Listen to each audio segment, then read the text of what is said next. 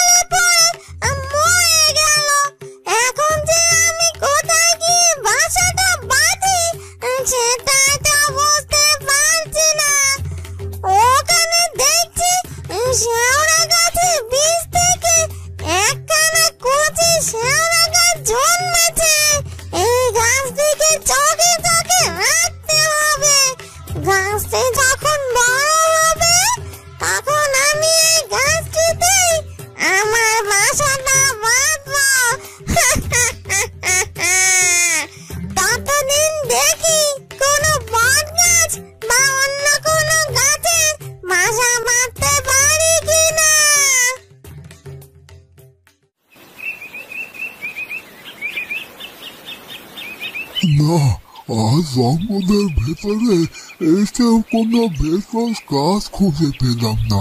আজ মনে হচ্ছে খালি হাতে বাড়িতে ফিরতে হবে। এ কথা বলে মালতীর দাদু সামনের দিকে এগোতে থাকে। হঠাৎ তার চোখে পড়ে একটি ছোট্ট শেওড়া গাছের উপর। ওমা, কষি একটা শেওড়া গাছ দেখতে পাচ্ছি। শেওড়া গাছ তো ভারী উপকারী গাছ। এই গাছের শাল, বাকল, ফল দিয়ে তো কত রকমের ঔষধ তৈরি হয়। এই গাছটা কি তবে আমি বাড়িতে নিয়ে যাব? না না না, শেওড়া গাছ বলে কথা। বোমা শেষে ভূত পেতের ভয়ে গাছটিকে বাড়ি থেকে উপড়ে ফেলে দেবে। শুধু শুধু গাছটির প্রাণ মেরে কি লাভ? গাছটি এখানে বড় হচ্ছে, তাই হোক। এরপর মালতীর দাদু সেই শেওড়া গাছটিকে না নিয়ে বাড়িতে ফিরে যায়। বাড়িতে ফিরে সে তার নাতনি মালতীকে শেওড়া গাছটির ব্যাপারে কথা বলতে থাকে।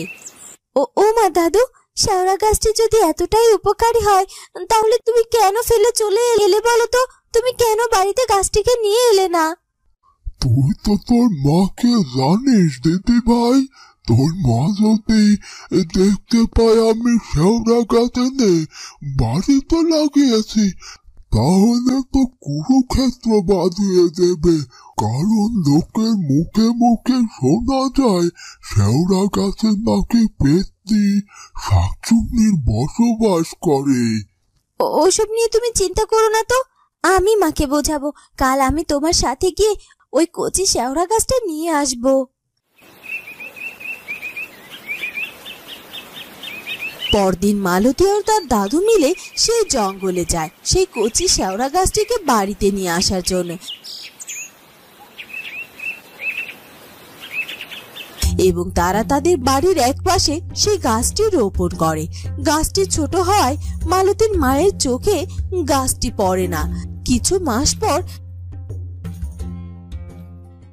গাছটি বেশ বড় হয়ে যায়। তখন মালতীর মা সেই শেওড়া গাছটি দেখে অবাক হয়ে যায়। এ কি, এখানে শেওড়া গাছ কোথা থেকে এলো? আমার বাড়িতে আবার শেওড়া গাছ লাগালো কে? এ কি, সত্যি তো একটি শেওড়া গাছ এখানে। এখানে শেওড়া গাছ কে লাগালো শুনি? কে আবার? তোমার বাবা ছাড়া আর কে শুনি? না না মা, শেওড়া গাছটি দাদু লাগায়নি। শেওড়া গাছটি আমি রোপণ করেছিলাম। আর তোমাকে আমার দিব্যি দিয়ে বলছি, তুমি শেওড়া গাছের কোনো ক্ষতি করবে না কিন্তু। এ কি বললি তুই মালতী?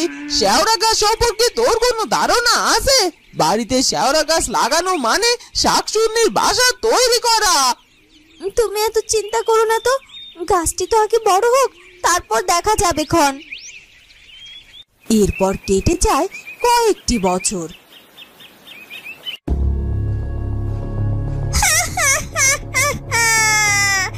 আমার বাসা করার জায়গা দেখি এখন প্রস্তুত হয়ে গেছে। সেদিন জঙ্গল থেকে ওই বড়টা আর বড় নাতনিটা এই গাছটিকে তুলে এনে এখানে লাগিয়েছে। কি আর করার, তাই এখন থেকে আমাকে এখানে থাকতে হবে। আর শেওড়া গাছে বাসা করে থাকার মজাটাই আলাদা। এরপর থেকে শাকচুন্নি মালতীদের বাড়িতে সেই বড় শেওড়া গাছটিতে বাসা করে থাকতে শুরু করে।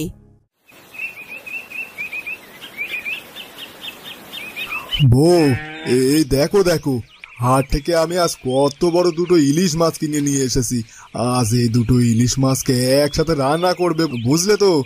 কবজি ডুবিয়ে আজ আমরা ইলিশ মাছ দিয়ে ভাত খাবো খন। বাতাসের সাথে কি সুন্দর টাটকা কাঁচা ইলিশ মাছের গন্ধ পাচ্ছি। এই বাড়ির লোকটার হাতে দুটো কাঁচা ইলিশ দেখতে পাচ্ছি যে আমাকে যে করে হোক ওই ইলিশ মাছটা খেতেই হবে।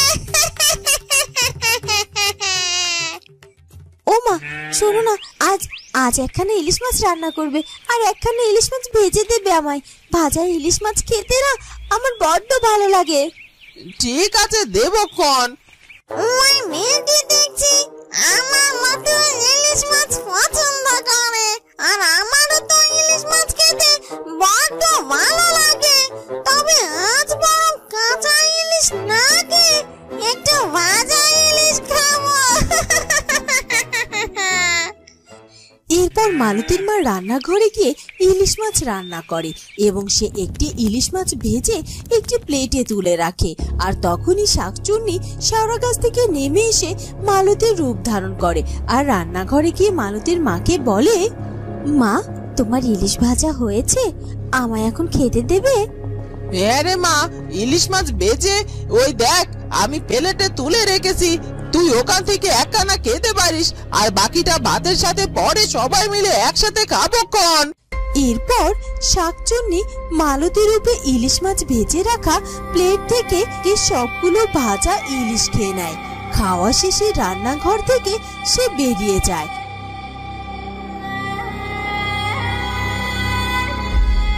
এরপর শাকচুন্নি তার আসল রূপে ফিরে আসে এবং শেওড়া গাছে আবারও ফিরে যায়। কিরে মা মালতী, তোর ইলিশ খাওয়া হলো, এবার বাটিটা নিয়ে খাবার ঘরে চলে যা। এ কথা বলে মালতীর মা ঘুরে তাকায় আর সে দেখতে পায় যে সেখানে মালতী নেই। এ কি, মালতী কোথায় গেল? ও মা, ইলিশ মাছের প্লেটটা তো একেবারে খালি পড়ে আছে। ইলিশ মাছগুলো আবার গেল কোথায়? এখানে তো এক টুকরো মাছও দেখতে পাচ্ছি না। মালতী কি তাহলে সব মাছই খেয়ে নিল? মালতী, মালতী, কোথায় গেলি তুই? এদিকে আয়। এই তো মা, ডাকছিলে আমায়? তোমার ইলিশ মাছ ভাজা হয়ে গেছে বুঝি? তবে রে, সব ইলিশ মাছ খেয়ে নিয়ে এখন আবার ইলিশ মাছ ভাজা হয়েছে কিনা এই কথা দ্বিতীয়বার জিজ্ঞাসা করছিস? এই তো এক্ষুনি এসে তুই ইলিশ মাছ ভাজার খোঁজ করলি, আর তারপর আমি তোকে খেতে হতো বললাম। এসব তুমি কি বলছো মা? আমি আবার কখন এলাম? আমি তো এই সময় বাবা আর দাদুর সাথে ঘরে বসে ঘরের মধ্যে কথা বলছিলাম। তার মানে এসব কি আমার মনের ভুল? যদি তাই হয় তাহলে প্লেটের ভাজা মাছগুলোই বা কোথায় গেল? আমি তো কিছুই বুঝতে পারছি না।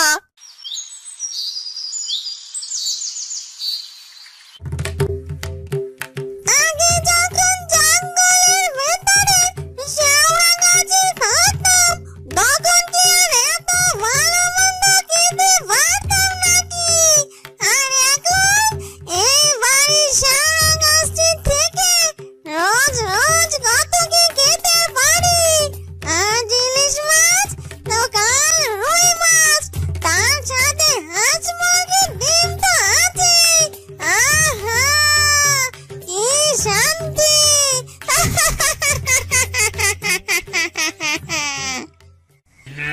মালতী, মালতী, এই দেখ, এক ঝুড়ি ভর্তি করে আমি মুরগির ডিম রেখে দিয়েছিলাম তোর বাবাকে দিয়ে হাটে বিক্রি করতে পাঠাবো বলে।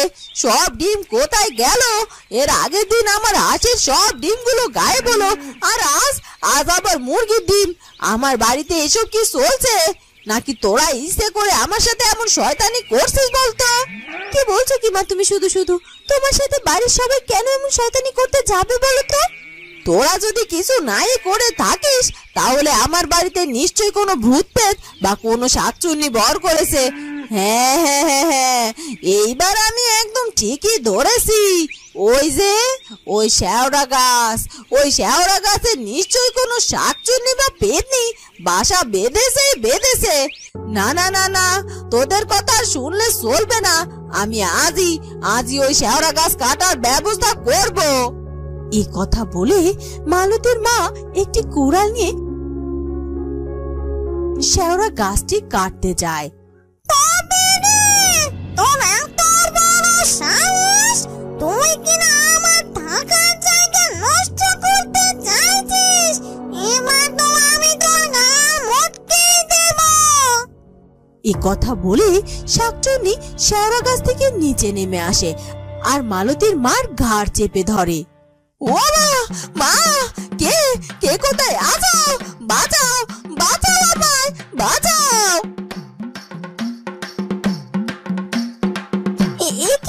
তুমি কে? তুমি আমার মায়ের ঘাড় ধরে আছো কেন? ছেড়ে দাও, ছেড়ে দাও বেচারির মাকে। না না না না না না, ওকে আমি কিছুতেই ছেড়ে দেব না। ও আমার থাকার জায়গাটাকে নষ্ট করতে এসেছে। ও আমার এই শেওড়া গাছ থেকে কাটতে গিয়েছিল, আর শেওড়া গাছ যদি কেটে ফেলে তাহলে আমি কোথায় থাকতাম শুনি? ওকে আমি এক্ষুনি গাল মটকে শেষ করে দেব। দাঁড়াও, দাঁড়াও, তুমি শান্ত হও, শান্ত হয়ে আমার সাথে কথা বলো। তার আগে তুমি আমার মায়ের ঘাড়টা ছেড়ে দাও বলছি। এরপর শাকচুন্নি মালতীর মায়ের ঘাড় ছেড়ে দেয়। শোনো, তুমি যেই হও না কেন, এই শেওড়া গাছটি কিন্তু আমি রোপণ করেছিলাম, তাই আমার ইচ্ছে হলে আমি যখন তখন এটাকে কেটে ফেলতেই পারি। তার জন্য তুমি তো আমাদের কোনো ক্ষতি করতে পারো না। না না না না না, তোদের ইচ্ছে হলে তোরা গাছ কাটতে পারিস না, কারণ এই শেওড়া গাছটি জঙ্গলে ছিল। আর তখন থেকেই আমি ভেবে রেখেছিলাম এই গাছটি যখন বড় হবে তখন আমি এই গাছটিতে আমার বাসা তৈরি করব। আর তারপর তোরা এই গাছটিকে এখানে নিয়ে এসেছিস, আর তাই তো বাধ্য আমি এখানে আমার বাসা বেঁধেছি। দেখেছিস, দেখেছিস তো মা মালতী, তোকে আমি কতবার করে বলেছিলাম এই শেওড়া গাছটা বাড়িতে রাখিস না। শেওড়া গাছটা লাগিয়ে ঠিক সেই শাকচুন্নিকে বাড়িতে ডেকে আনলে তো। তুমি ভয় পেও না মা, এই শাকচুন্নি আমার জন্য যেমন এখানে এসেছে ঠিক আমার জন্য এখান থেকেও চলেও যাবে। শোনো শাকচুন্নি, আমি তোমার থাকার ব্যবস্থা ঠিক করে দেব, কিন্তু তুমি যদি আমার কথা না শুনেও এখানেই থাকতে চাও তবে আমি যে করেই হোক এই শেওড়া গাছটা কেটেই ফেলবো। এবার বলো, কবে তুমি আমাদের বাড়ির এই শেওড়া গাছ থেকে চলে যাবে? তোমার জন্য আমি কি ব্যবস্থা করতে পারি? আগে তো আমি জঙ্গলে থাকতাম, জঙ্গলের বড় শেওড়া গাছটি মারা যাওয়ার পর আমি এই শেওড়া গাছে বাসা বেঁধেছি। তুই যদি জঙ্গলে আমার জন্য একটি শেওড়া গাছ লাগিয়ে দিস তাহলে আমি ওখানে গিয়ে আবার থাকতে শুরু করব। ঠিক আছে, আমি তোমার জন্য জঙ্গলে একটি নতুন শেওড়া গাছ লাগিয়ে দেব, তবে তোমাকে কথা দিতে হবে ততদিন তুমি আমাদের এই বাড়ির শেওড়া গাছে থাকলেও আমাদের কোনো ক্ষতি করবে না। ঠিক আছে, তাই হবে কোন।